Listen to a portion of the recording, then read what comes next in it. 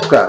আজকে আমি যারা মিথুন লগ্নের জাতক জাতিকা তারা কর্মক্ষেত্রে কিভাবে প্রতিষ্ঠিত হবে, তাদের কিভাবে এগোবে বা কতখানি তাদের প্রতিষ্ঠা হবে ব্যবসা বাণিজ্য কর্মেও সেটা নিয়ে আলোচনা করব।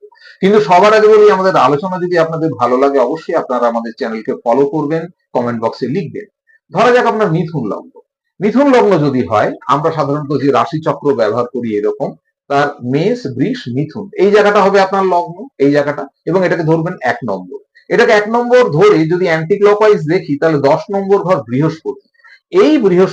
এই বৃহস্পতি যদি দেখেন ৮ নম্বর এবং ১২ নম্বর জায়গায় আছে ১, ২, ৩, ৪, ৫, ৬, ৭, ৮ ও ১২ তাহলে কিন্তু প্রভূত অসুবিধা হবে আপনাদের এগোতে এবং সেক্ষেত্রে কি ব্যবসা বাণিজ্য কি কর্ম আপনাদের কিন্তু বৃহস্পতির প্রতিকার এটার জন্য কিন্তু আপনারা আমাদের সঙ্গে যোগাযোগ করতেই পারেন। নমস্কার।